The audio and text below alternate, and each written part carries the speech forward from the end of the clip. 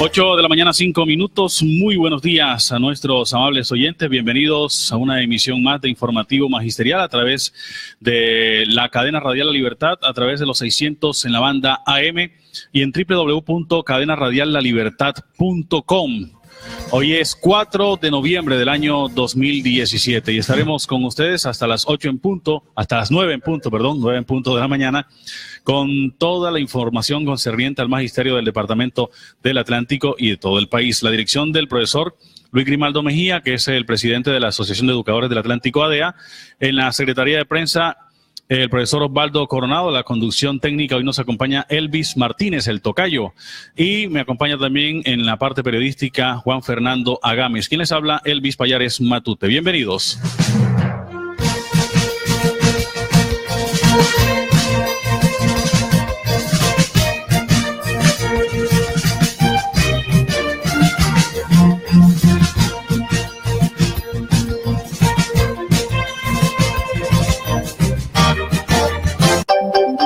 Los hechos de la paz y la convivencia son noticia en Informativo Magisterial.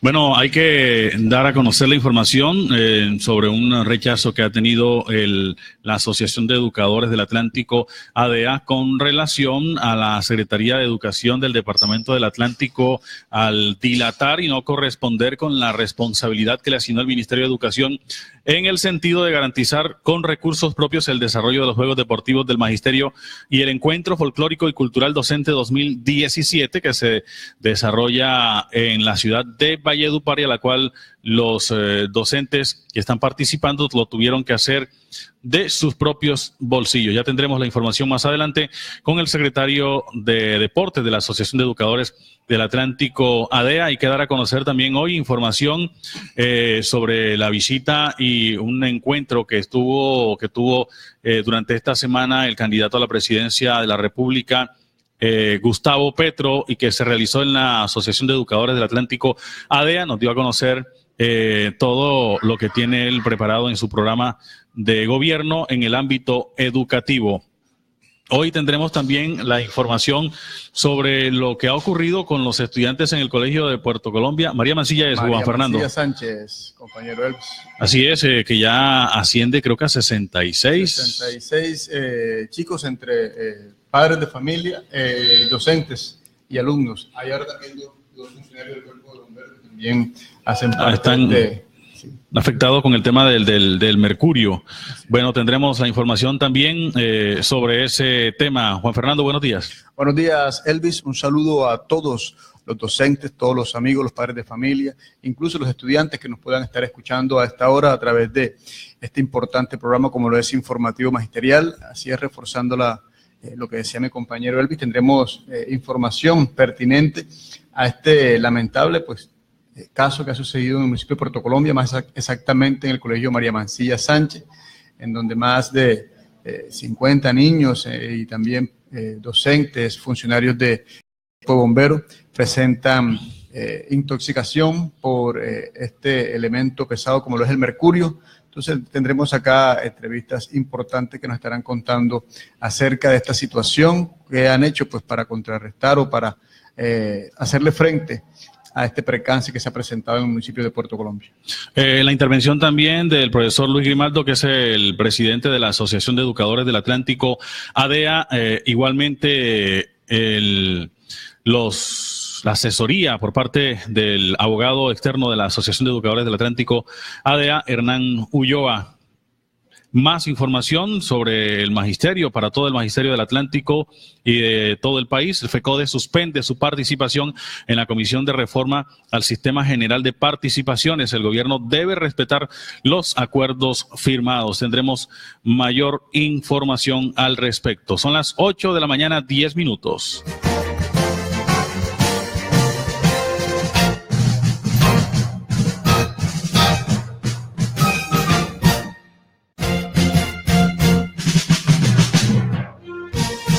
Bueno, comencemos por la información y el comunicado que ha dado a conocer la ADEA relacionado con la Gobernación del Atlántico y la Secretaría de Educación. La Junta Directiva de la Asociación de Educadores del Atlántico ADEA rechaza la posición asumida por la administración departamental en cabeza del señor gobernador, doctor Eduardo Verano de la Rosa, y del secretario de Educación, doctor Dagoberto Barraza San Juan, al dilatar y no corresponder con la responsabilidad que les asignó el Ministerio de Educación en el sentido de garantizar con recursos propios el desarrollo de los Juegos Deportivos del Magisterio y el Encuentro Folclórico y Cultural Docente 2017, en los cuales un gran número de docentes que representan a esta entidad territorial en distintas modalidades deportivas desde ayer y hasta el día lunes en la ciudad de Valledupar tuvieron que viajar cada uno por su cuenta porque la Secretaría de Educación no fue capaz de contratar un transporte, ni mucho menos ha dotado a los docentes deportistas que nos representan de uniformes y otros elementos necesarios para estas competencias. Al respecto habló el presidente de la Asociación de Educadores del Atlántico ADEA, el profesor Luis Grimaldo. Hacemos la denuncia pública y rechazamos la actitud del gobernador del Atlántico a través de Indeporte en no apoyar a los maestros. No le quisieron dar los uniformes de representación del Departamento del Atlántico en los eventos que se realizarán en Valledupar el 3, 4, 5 y 6 de noviembre. Además de eso, las administraciones son negligentes en apoyar a los docentes en estas participaciones. Y sin ello no le damos la importancia ni el realce que merece nuestra región cuando vamos a competir con los demás departamentos. Siempre vamos como los más pobres, como los más llevados, porque aquí no hay inversión deportiva para los maestros. Estaremos con apoyando a los deportistas del Departamento del Atlántico en fútbol 11, fútbol sala femenino y masculino, basquetbol femenino y masculino y voleibol femenino y masculino. Bueno, y sin el apoyo de Indeportes, ¿cómo van a hacer? Bueno, sin el apoyo de ellos, la ADEA entró a buscar unos patrocinadores y con los patrocinadores hemos conseguido los uniformes de competencia y estamos dándole soluciones, enfrentando esta situación que no es nuestra obligación, pero lo estamos haciendo porque esta es obligación de las administraciones, fundamentalmente del señor gobernador. Elvis Payares Matute y Juan Fernando Agames están presentando Informativo Magisterial. Bueno, ya escuchamos al profesor Luis Grimaldo, presidente de la Asociación de Educadores del Atlántico ADEA, dando su voz de protesta a nombre de la Asociación de Educadores del Atlántico ADEA con relación a esta situación. Y más adelante tendremos también el contacto con el profesor José Luis Castillo, que es el secretario de Deportes, para que nos dé a conocer cómo les ha ido ya desde el día de ayer que están participando en la ciudad de Valledupar. Las 8:13 minutos en otros temas. Bueno, en el transcurso de esta semana se dio a conocer que a 66 aumentó el número de niños intoxicados por mercurio en Puerto Colombia. Los estudios también arrojaron intoxicación en 6 adultos en esa población del área metropolitana de Barranquilla. Son 66 los menores que han resultado intoxicados con mercurio en el municipio de Puerto Colombia, área metropolitana de Barranquilla, según las autoridades de salud de esta localidad. La información fue entregada por la coordinadora de salud en esa población, Leslie Castro, quien aseguró que el pasado viernes se recibieron los tamizajes ordenados por el Instituto Nacional de Salud en el Colegio María Mancilla Sánchez. Según la funcionaria, se han practicado 93 exámenes, de los cuales 66 resultaron positivos en estudiantes y otros 6 en adultos. El secretario de Educación del Departamento del Atlántico ha dado a conocer las actividades y labores que se han adelantado en el transcurso de esta semana para descartar otros casos. Esto es lo que ha dicho el secretario de Educación del Departamento, Dagoberto Barraza. Estuvimos en el Colegio María Mancilla. Esta sería nuestra tercera ronda en este colegio, haciendo la toma de las muestras y haciendo todo lo que tiene que ver con la verificación de la exposición que hubo en algunos jóvenes con el mercurio. Entonces, de esta manera nosotros lo que hicimos fue, en una primera fase 35 personas que estuvieron expuestas, en la segunda fase 31, y ayer hicimos el barrido absoluto de todo el colegio, las viviendas y las personas que estuvieron en ese momento, incluyendo hasta los bomberos que atendieron la emergencia, de tal forma que no se nos quedara nadie por fuera de esta situación anormal. En las primeras muestras tuvimos 35 personas. De estas hubo unas personas que estuvieron hospitalizadas porque salieron positivas, 14 salieron negativas. En el segundo lote tenemos 31, donde tomamos muestras de orina y muestras de sangre. También tuvimos un grupo de personas que salieron también positivas.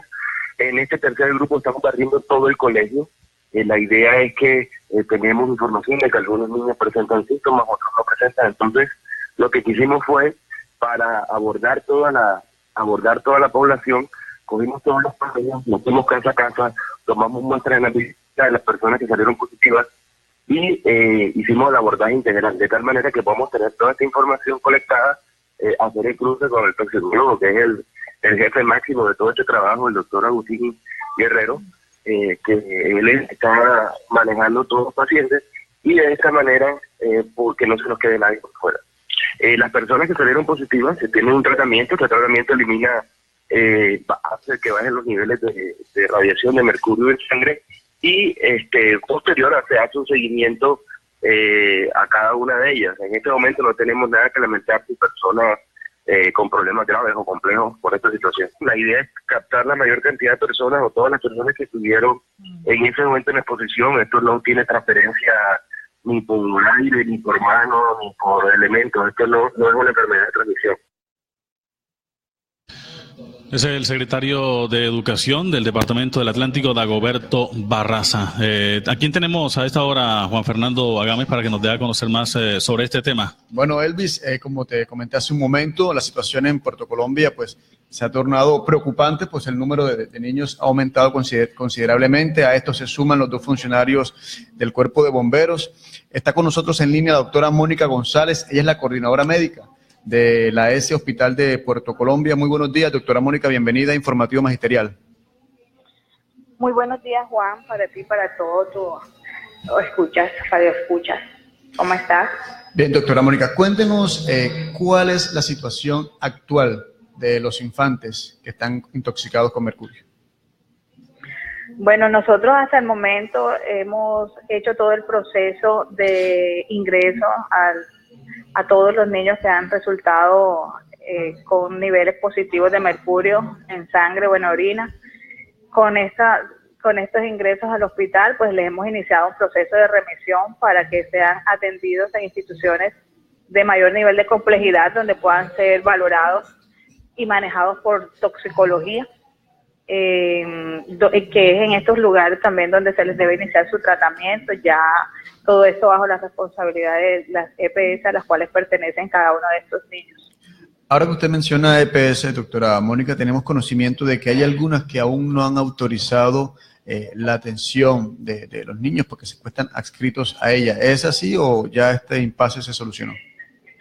Bueno, el proceso ha sido bastante difícil porque no ha sido fácil, la verdad, para nosotros como este proceso, porque lamentablemente no depende de nosotros que estos pacientes sean recibidos de manera oportuna a las diferentes instituciones donde deberían estar, porque nosotros estamos, pues, dependemos de una autorización por parte de la EPS.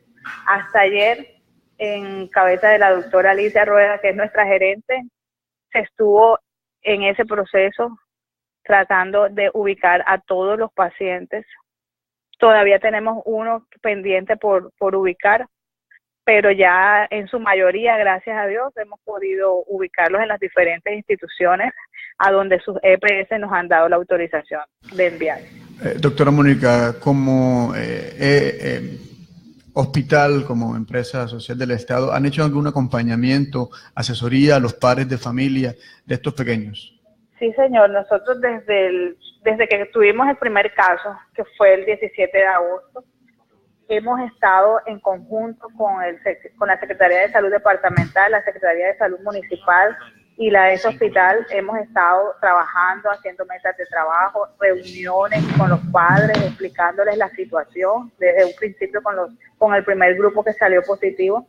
Después, pues, a medida que hemos ido recibiendo los demás resultados de los otros niños e inclusive de docentes y 2 personas del Cuerpo de Bomberos, pues hemos seguido haciendo este tipo de acompañamiento.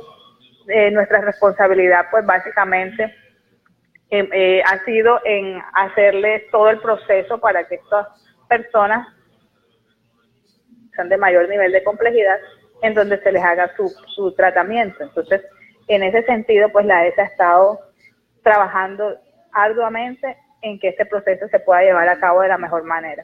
La semana pasada, doctora González, se hizo un nuevo tamizaje a otro grupo de infantes o estudiantes del Colegio María Mansilla Sánchez. La idea o la meta o el objetivo es hacerle tamizaje a todo el estudiantado de ese colegio. Sí, la idea es esperar. Bueno, ahorita en días pasados se hizo un barrido en donde se tomaron aproximadamente 224 muestras aproximadamente. Estamos en espera de este resultado, pero las directrices del secretario de Salud departamental es que estos barridos continúen, porque la idea es abarcar el 100% de la población estudiantil, teniendo en cuenta pues que nos han seguido dando los resultados positivos. Entonces nosotros no sabemos si hay algún niño, algún docente, alguien que haya estado expuesto y que pueda estar intoxicado y que no se le haya detectado todavía porque no haya presentado ningún tipo de sintomatología hasta el momento. Doctora, pues para esto son estos barridos. Doctora Mónica González, bueno, continúan los barridos, pero el número de las personas afectadas ¿es el mismo? ¿Ha aumentado? No, hasta el momento solamente tenemos los 66 casos confirmados de los 93 iniciales, o sea, de las 93 muestras tomadas inicialmente, pues tenemos 66 casos positivos. Y todavía no tenemos resultados de los últimos 227 muestras que tomaron la semana pasada. Pues estas muestras son enviadas a Bogotá, al Instituto Nacional de Salud, y pues ya dependemos de que ellos nos envíen esos resultados. Entonces estamos a espera de eso, pues para poder saber si aún siguen resultando algunos otros casos positivos. Para terminar, doctora Mónica, los niños y los adultos que se encuentran pues intoxicados con mercurio, ¿manejan alguna dieta especial, algún medicamento que le están suministrando ya en casa? No, hasta el momento ellos en casa pues no están. Los últimos casos pues reportados y que están en proceso de remisión pues están en espera precisamente de eso, de que se les inicie su tratamiento según los protocolos del ministerio y bajo la vigilancia del toxicólogo, porque eso sí se tiene que hacer de esa manera. En casa pues hasta ahora solamente los primeros casos que ya fueron hospitalizados, ya tienen el manejo con el toxicólogo, que pues la recomendación es que ellos han continuado tratamiento en casa pues por el tiempo que era establecido. Pero eso corresponde al primer grupo. Los niños ahora recién diagnosticados, ellos tienen que empezar todo su proceso. Por eso es que se han remitido para que sean hospitalizados y se les inicie el tratamiento según el protocolo. Es la doctora Mónica González, coordinadora médica de la ESE Hospital de Puerto Colombia. Muchas gracias por atendernos en esta mañana, doctora Mónica. Muchas gracias a ti, Juan. Buen día. Buen día.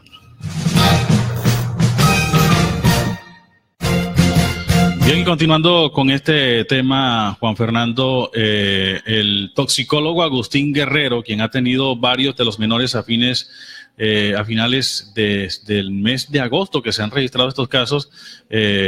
Inicialmente fueron 7 menores y una docente.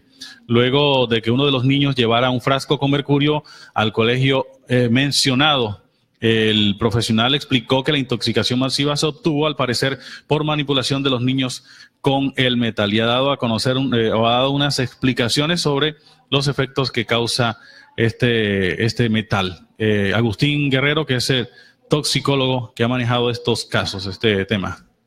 Esto ocurrió porque uno de los niños llevó un frasco lleno de mercurio al salón de clase. Este tipo de metal tiene como característica que la tensión superficial de él es alta y cuando se cae forma bolitas como de bolitas de cristal. Los niños cogían esas bolitas y se las tiraban el uno con el otro, e incluso muchos de ellos se llevaron hasta eso en el bolsillo para la casa y en los bolsos, y contaminaron no solamente a los que estuvieron en el salón, sino también parece ser a los que donde los niños llevaron también el mercurio. Este mercurio se caracteriza porque se vaporiza. Él, cuando se ingiere por vía oral, es el mismo que está en el termómetro. Cuando se rompe un termómetro y el niño toma el mercurio, no causa daño porque no se absorbe. Este mismo mercurio fue el que ocurrió en el accidente. ¿Qué sucede? Que él, cuando está en una temperatura como la que tenemos en nuestro medio, cualquier gotica o bolita de esa se vaporiza, pero él es muy tóxico y la persona inhala ese vapor del mercurio y realmente es así como se intoxica por vía inhalatoria. Por eso las intoxicaciones son masivas cuando ocurre este tipo de accidentes, si todo el mundo se expone.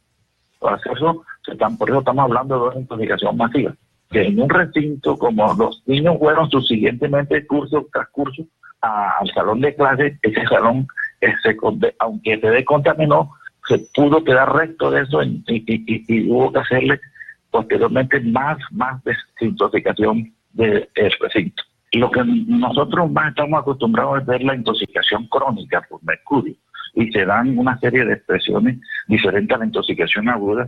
Inicialmente la persona lo que se queja son de mareos, dolores musculares, cefalea, sí son una serie de manifestaciones inespecíficas. Pero si la intoxicación progresa, sí va a dar una serie de manifestaciones, sobre todo una triada muy clara que son lo que le llama gingivitis por la mercurio, que son lesiones en la cavidad oral, en las ulceraciones. El niño comienza a gastar mucha saliva, se le llama cialorrea, y llega a tener estas dificultades para deglutir los alimentos. Hasta posteriormente viene un proceso de alteración cognitiva, porque el mercurio ataca todos los órganos, como tú lo estás denunciando, de nuestro cuerpo, porque afecta un grupo de enzimas que tienen que ver con casi el metabolismo de muchos, tanto de las proteínas, de hidratos de carbono, en fin. Esto conlleva que el sistema nervioso sea uno de los más afectados y comienza la persona a tener alteraciones en el comportamiento, expresiones como si fueran problemas de tipo psicológico o psiquiátrico. Casi siempre es la consulta que más hacen, y si no se tiene el antecedente de la exposición, no se hace el diagnóstico porque se encajan entre un problema de tipo psicológico o psiquiátrico. También produce un temblor y una alteración en la marcha. Este temblor es muy típico de este tipo de intoxicación y se confunde mucho con el Parkinson. Muchos pacientes que hemos tenido primero han incursionado con el probable diagnóstico de Parkinson o parkinsonismo. Entonces estas son las cosas más relevantes. Si esto progresa, va a tener una expresión similar a la enfermedad de Alzheimer, donde realmente la persona está desconectada totalmente. El toxicólogo Agustín Guerrero dando a conocer más detalles sobre estos casos. Las autoridades, decidieron al inicio cerrar el salón de clases. No sé si continúa, Juan Fernando. Sí, precisamente la intoxicación por parte de los bomberos se debe a que ellos hicieron una limpieza de todo el salón donde se presentó el incidente con este elemento. Y bueno, hasta el momento ellos declararon, incluso la Secretaría Departamental, de que el salón pues ya estaba completamente desinfectado, que no había ninguna presencia del elemento. Pero aún así se siguieron presentando algunos casos por los que él tiene su tiempo de acción. No es inmediatamente que se presentan los síntomas, pero ya hasta el momento ya se hizo la limpieza de los salones. Hasta el momento tengo entendido que ya está siendo habilitado pues para las clases. Ya se está dando clase entonces. 8 de la mañana, 29 minutos, 8:29 minutos. Esto es Informativo Magisterial, el programa de la Asociación de Educadores del Atlántico, ADEA, a través de los 600 de la banda AM, Cadena Radial La Libertad, y www.cadenaradialalibertad.com. Saludo cordial para nuestros oyentes que a través de nuestra transmisión por Facebook Live también nos están sintonizando y reportando su sintonía. Las 8:29 minutos, 8 de la mañana, 29 minutos en Informativo Magisterial.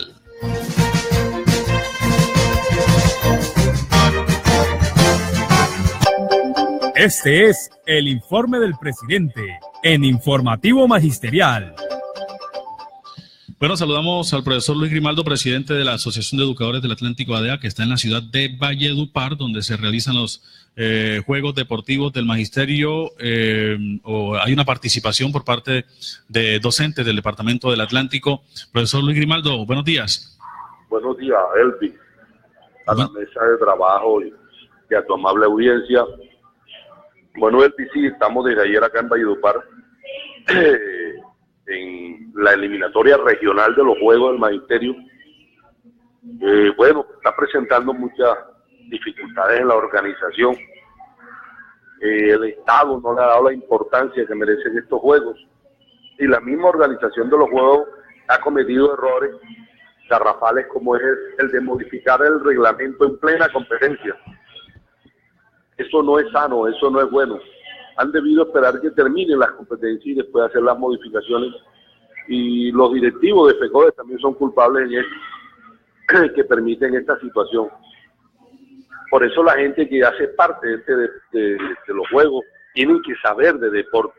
Allí no es que venga todo mundo por amiguismo y todo lo demás, y bueno, y lo sabido de la semana pasada, que el señor gobernador no le cumplió a los maestros con los uniformes, y de cosas la asociación hizo una gestión y le conseguimos los únicos uniformes que tienen para poder competir en estos 3 días.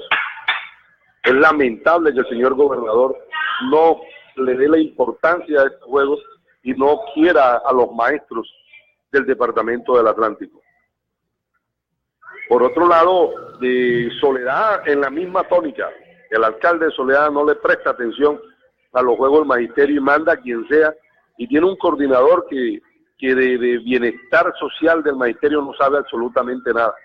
Muchacho burócrata ganándose un sueldo ahí, y uno no sabe atrás de qué.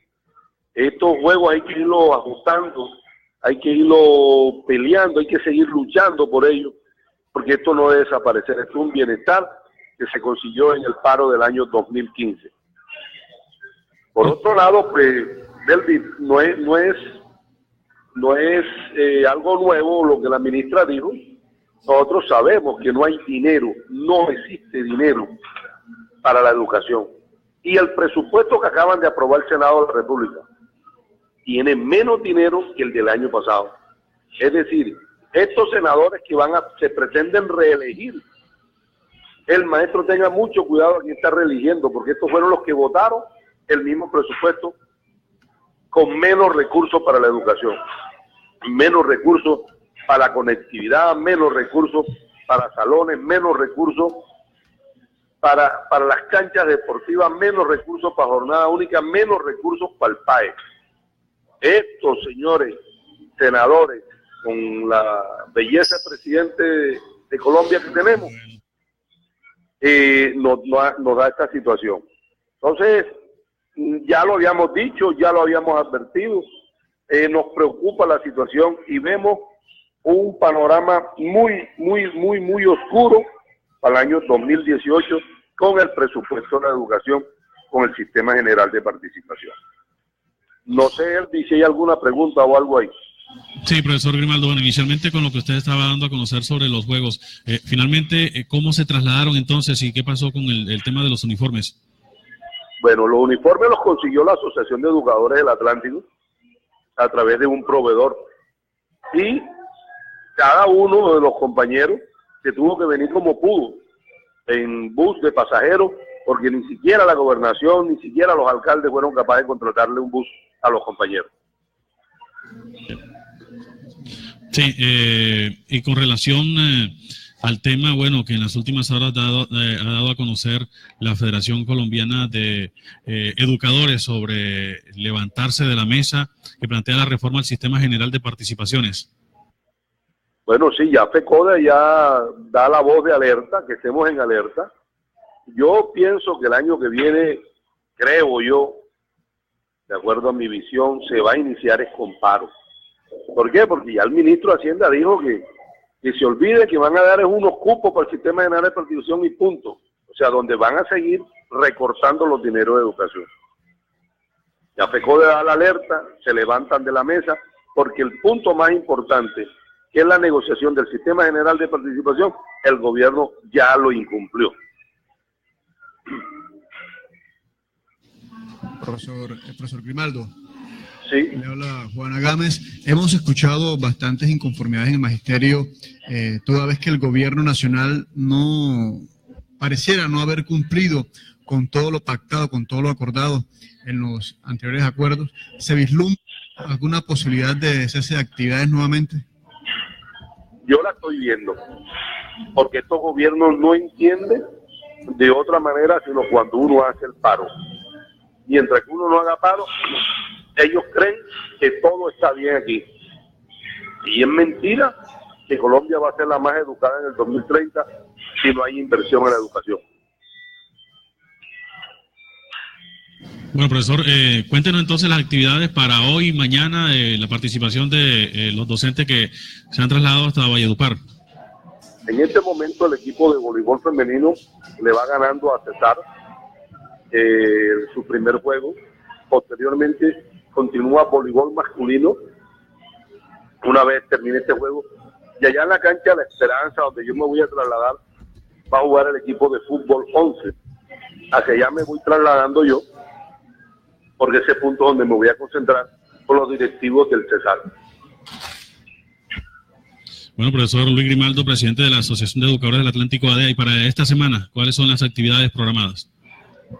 Bueno, tenemos junta directiva el día miércoles, junta directiva permanente. No nos vamos a levantar de la mesa hasta que no tengamos unas conclusiones sobre el proyecto de reforma de estatuto.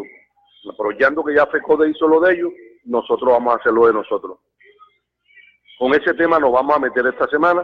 También estamos en las audiencias de los comités de traslado, también estamos en la semana de audiencia de los comités de amenazados y de dotación y calzado. Y ojalá no vuelvan a coger la porquería que se cogió el año pasado, porque a nosotros ni siquiera nos invitan en esos comités donde dan una ropa horrible. Allá en Soledad tuvieron que devolver la empresa a esas industriales, que no era más que un parapeto y un negocio de la administración, con una empresa de muy mala calidad. Entonces, todas esas actividades tenemos esta semana, las audiencias, las visitas y la discusión del tema de los estatutos, para la otra semana llamar a reforma de estatutos. Profesor Grimaldo, bueno, ya para terminar, el tema de el contrato de la salud que comienza en este mes. Bueno, ahí estamos solicitando una audiencia con la dueña de la clínica, se la radicamos la semana pasada, donde le estamos diciendo que nosotros necesitamos un plan de choque para las citas con especialistas, para los pendientes de farmacia, para las urgencias. Es decir, queremos un plan de acción de parte de la clínica. No, y vamos a estar atentos a los nuevos términos de referencia, el nuevo contrato, para exigir los derechos de los maestros. Y ese contrato arrancó ya el 1 de noviembre. Bueno, muy bien. Profesor Luis Grimaldo, presidente de la Asociación de Educadores del Atlántico ADEA, muchas gracias por acompañarnos a esta hora en Informativo Magisterial. Son las 8 de la mañana, 38 minutos, 8:38.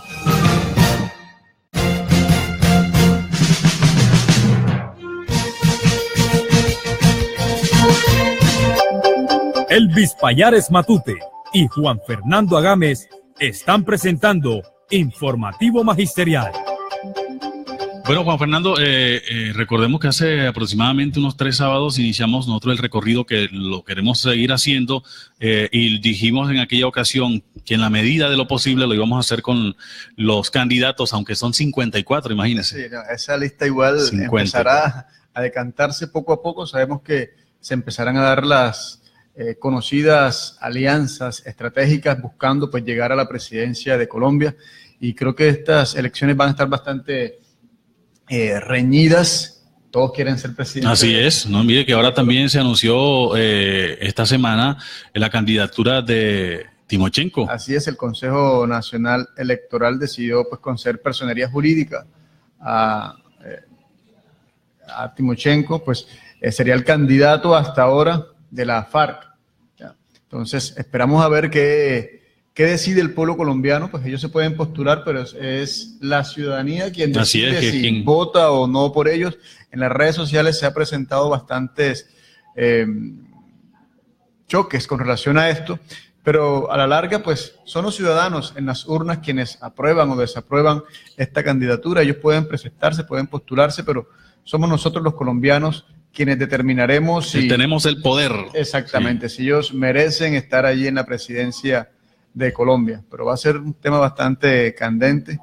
Ya en estos días también hay una consulta liberal, una consulta interna. Partido Liberal. Sí, donde los Juan Fernando Cristo, Humberto de la Calle, creo que la senadora Sofía Gaviria y otros aspirantes están participando en esta consulta interna para escoger al candidato único de esta colectividad. Pero mire, lo más reciente que sale sobre la información de Timochenko dice que ningún otro guerrillero condenado podría postularse en elecciones, según lo que dice el registrador.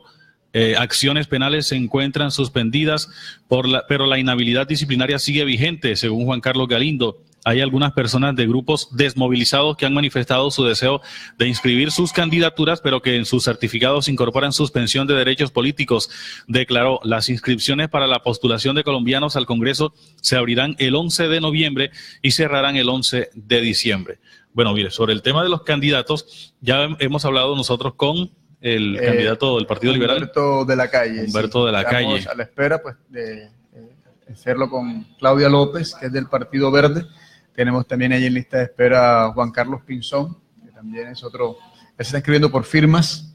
Entonces la idea es que poco a poco, pues, en la medida de las posibilidades podamos tenerlos acá. Ellos tienen una agenda bastante apretada y ya esta carrera política hacia la presidencia de Colombia ya está prácticamente en sus últimos momentos. Ahora está apretando más que nunca. El 27 de mayo creo que es la primera vuelta, donde se estará haciendo la elección de primera vuelta. Y seguiremos nosotros allí informando en la medida en que podamos contactar con ellos para que todo el magisterio, todos los que escuchan este importante programa puedan conocer de voz de estos candidatos cuáles son sus propuestas en el ámbito de la educación. Así es. Y bueno, a propósito, tuvimos la oportunidad de hablar con el candidato Gustavo Petro, que estuvo esta semana en la ciudad de Barranquilla, y pues esto es lo que él piensa sobre el tema de la educación. Tenemos uno de los peores sistemas educativos del mundo, que ese envilecimiento de la educación pública en Colombia es producto premeditado, buscado, construido por una clase política que no le interesa que la población salga de la ignorancia, piense, pueda tener instrumentos para pensar por sí misma. Dos reformas que hicieron la Constitución del 91, una en la época de Pastrana para entregarle dinero a los banqueros y otra en el gobierno Uribe para dedicar esos mismos dineros permanentemente a la guerra, dañaron el concepto de la Constitución sobre la financiación, que siempre lo pensó como un crecimiento permanente de recursos por encima de los ingresos corrientes de la nación. ¿Qué proponemos ante ese hecho? Uno, dada con la nueva economía, la única posibilidad productiva de articularnos al mundo sin envenenar el mundo, como lo hemos hecho con la coca, el carbón y el petróleo, implica de manera intensiva y como principal medio de producción el saber, el cerebro humano, un cerebro humano puesto en red. Redes que muchas veces son globales, redes de producción, redes de comercialización, redes científicas, redes de pensamiento, etcétera.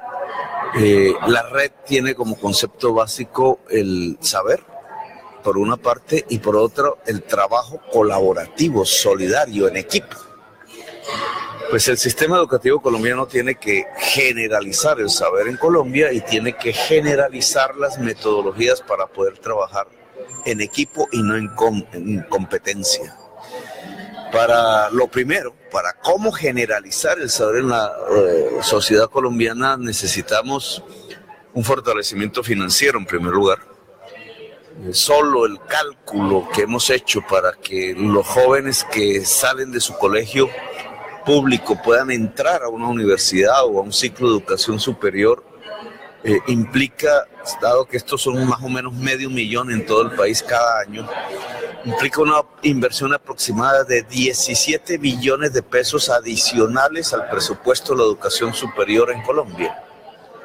Nosotros estamos dispuestos a dar ese salto presupuestal y la manera para lograrlo es colocar como prioridad en el gasto la educación pública, de tal manera que se garanticen de entrada y de primer hecho los recursos crecientes, lo cual va dejando desfinanciados unos gastos los menos prioritarios del país por la misma cuantía.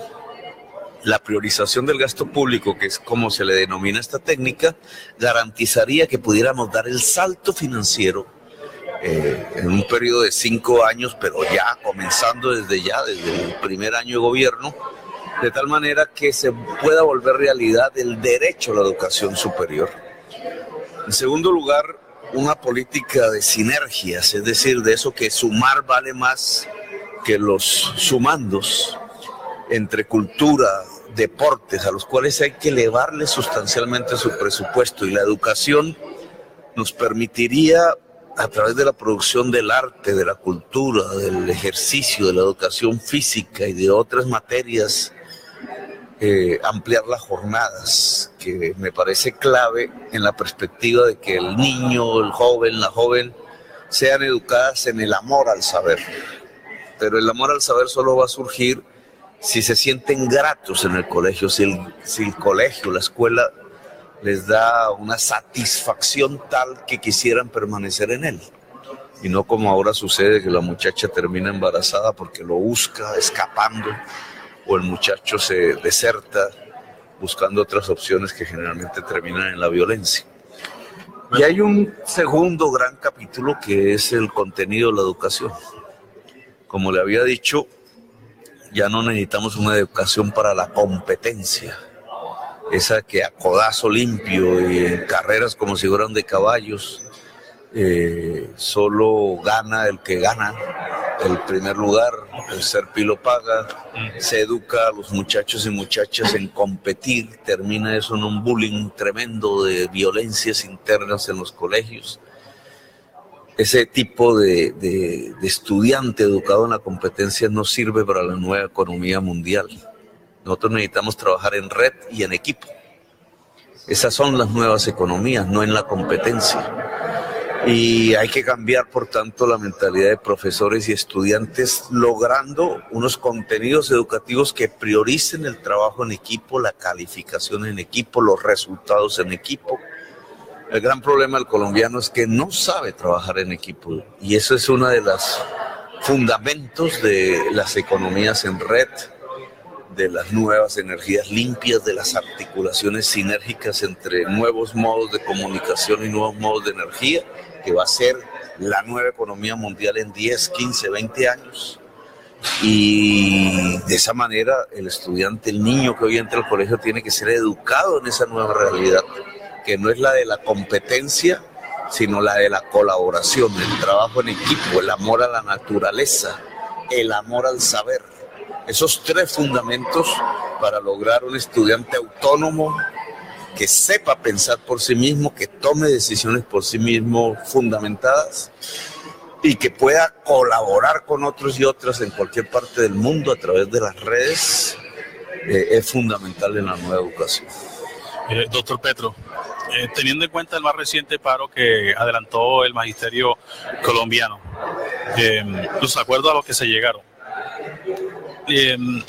en estas últimas semanas el magisterio nuevamente se ha manifestado y ha señalado que el gobierno le ha incumplido.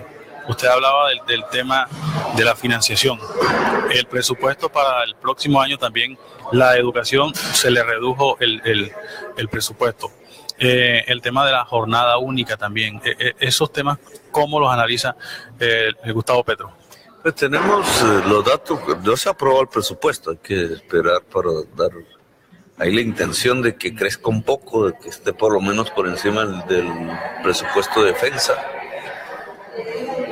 Aún así, digamos, la deuda, las reformas de Pastrana y Uribe que recortaron el crecimiento de los recursos de la educación, deja una deuda de cerca de 80 billones, ya irrecuperable, pero que a través de un cambio constitucional que se tiene que proponer como constituyente a partir del primer año de mi gobierno, hay que volver al espíritu de recuperar esos recursos en crecimiento permanente año tras año. El artículo inicial de la Constitución del 91 puede volver a tener una vida. Los recursos para la educación crecerán más que proporcionalmente que los ingresos corrientes de la nación, decía ese artículo, es decir, cada vez un porcentaje mayor de los impuestos debe ir a la educación, que es lo que haría cualquier padre de familia si su salario aumenta. Pues parte lo dedica cada vez más a una mejor educación para sus hijos. Pues eso es lo que tiene que hacer la nación respecto a la juventud y la niñez de Colombia. Hay una serie de frentes que están absolutamente desfinanciados, no solamente el tema de la educación como institución, que es lo que pelea FECODE, sino la primera infancia. que está por fuera del ciclo educativo. Tenemos 6 millones de niños, 3 millones son atendidos, 1 millón por jardines infantiles, etcétera, jardines de ciertas entidades territoriales, 2 millones por el ICBF, muy mal atendidos, en una politiquería dantesca, con un criterio de pobreza hacia a la niñez pobre, las madres comunitarias prácticamente en el borde de la miseria, y 3 millones no tienen ni siquiera eso. Y así no se puede construir una sociedad en paz. Y esa tiene que ser una primera prioridad. Cómo los 6 millones de niños, 3 que en este momento no tienen nada, pueden ser atendidos integralmente en salud, en educación, en afecto, porque estamos hablando de una edad donde se forja el ser humano en esos 3, 4, 5 primeros años de vida. Entonces allí tiene que estar el afecto, el amor, pero al mismo tiempo nacer las querencias sobre el arte, la cultura, el saber, la salud, la nutrición. Y esa tiene que ser la primera prioridad del Estado. Eso no entra en los pliegos de FECODE ni en la institucionalidad misma de la educación, pero es la primera prioridad educativa, porque un niño nutrido en esos primeros años de la primera infancia, que se desarrolle bien, una vez entre al sistema educativo, va a ser un excelente estudiante. Por tanto, el deber en la primera infancia es fundamental. Todo eso son recursos. Te había hablado de los 17 billones adicionales para la educación superior, pero si pensamos en la primera infancia, tenemos que tener una cuantía de recursos suficientes para que este país por lo menos pueda decir con orgullo que cuida su niñez.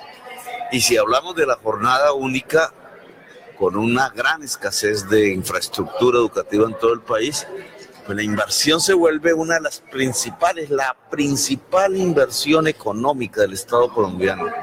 Tendría que ser la educación en Colombia, pero al mismo tiempo esa sería la piedra fundamental para construir el gran edificio, la gran era de la paz en Colombia. Bueno, usted ha tocado el tema de la paz.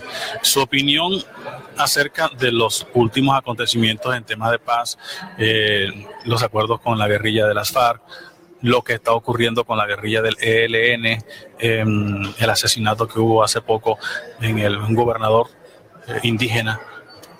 Los acuerdos de paz son acuerdos para finalizar una guerra, no son propiamente de paz, son para acabar una guerra. Colombia ha hecho muchísimos de esos acuerdos en sus 2 siglos de vida republicana, pero la historia de Colombia ha sido casi la misma: finalizar un conflicto para empezar uno nuevo. Cada ola de violencia se continúa con otra ola de violencia. Son muy pocos los espacios que en nuestra historia hemos vivido de paz real. Y aquí se trata de ver si este nuevo final de un ciclo de violencia no es el comienzo de uno nuevo, que es lo que estamos empezando a ver, sino el comienzo de una era de paz. Eso que distingue, que nos podría conducir del camino de un nuevo ciclo de violencia hacia el camino de una era de paz permanente, no está escrito en los acuerdos, está por hacerse. No depende de guerrilleros ni del Estado, depende de las decisiones de la sociedad.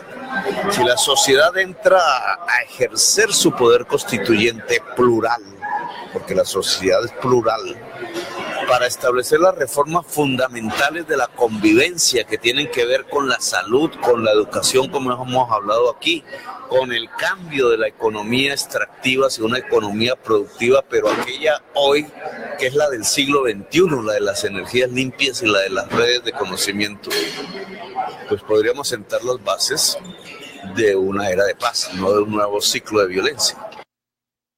Bueno, y escuchábamos al candidato a la presidencia de la República, Gustavo Petro, hablando aquí a través de Informativo Magisterial sobre el tema de la educación, también el tema de la paz. 8:55. En Informativo Magisterial, orientaciones jurídicas. Terminamos con el abogado externo de la Asociación de Educadores del Atlántico, Hernán Ulloa, sobre el tema de las amenazas a los docentes. El día de hoy pensamos retomar una situación, un eje temático que ya hemos comentado en otras ocasiones, y es el relacionado con las situaciones de los docentes amenazados. Inexplicablemente o preocupante la situación es el hecho de que se vienen aumentando los casos de amenazas en el distrito de Barranquilla, motivados en algunas ocasiones por la intolerancia dentro de la comunidad educativa y otras circunstancias que sería un atrevimiento mencionarlas a la ligera, pero que sin embargo se está presentando. Y eso tiene que ver con que también de parte de la administración no se le está dando el manejo adecuado a estas situaciones. El decreto que relaciona a los docentes amenazados habla específicamente de unas circunstancias a través de las cuales la autoridad administrativa y policial debe actuar frente a esta situación, los términos perentorios y sumarios que se establecen y, sobre todo, las acciones que se tienden de manera inicial para poder disminuir la amenaza, la situación de riesgo que se le viene presentando al docente. Inicialmente, como lo hemos venido diciendo, es una situación perentoria y lo que se hace, de acuerdo con lo establecido en el decreto 1782 del 2013, es avisarle o denunciar la situación ante la autoridad competente, en este caso la Fiscalía General de la Nación. Si en la localidad donde usted se encuentra no hay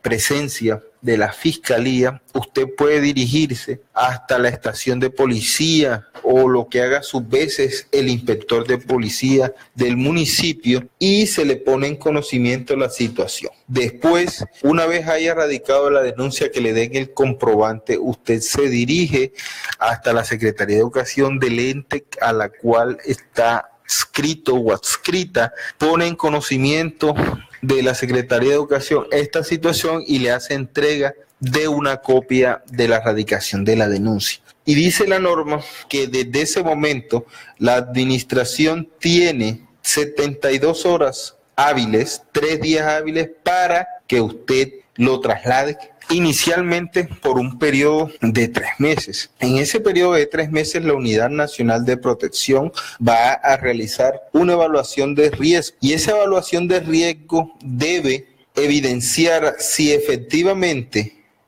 el riesgo continúa o el riesgo se disipó. En el caso de que el riesgo se haya disipado, usted deberá volver, si así lo considera la administración, hasta su institución educativa base.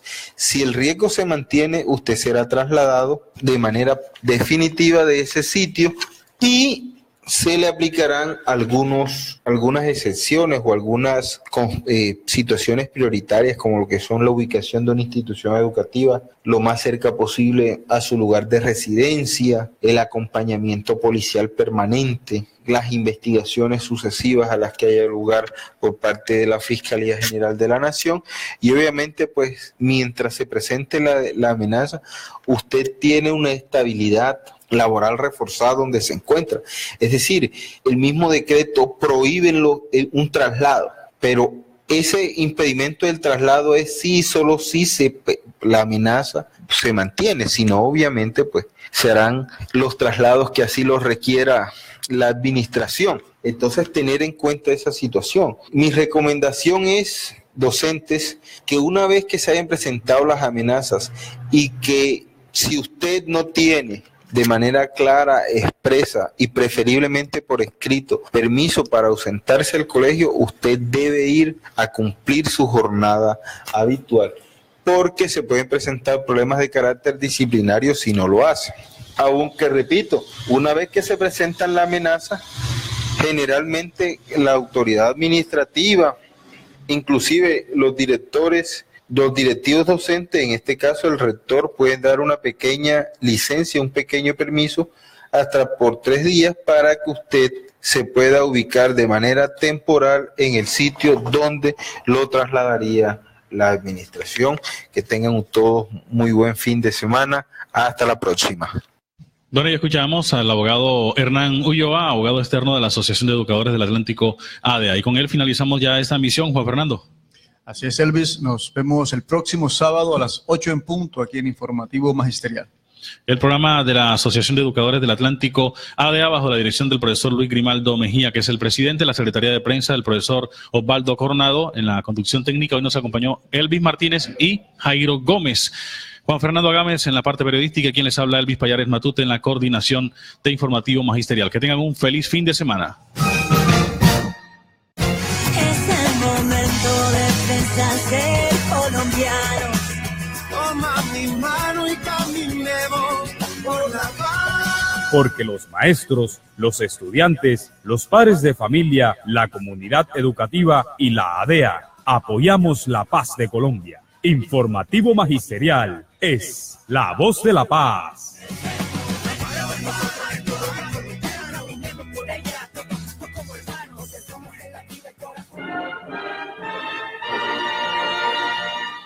Escuchan Cadena Radial La Libertad. Esta es su estación Radio Libertad. HJHJ, 50.000 vatios de potencia en antena, transmitiendo en su frecuencia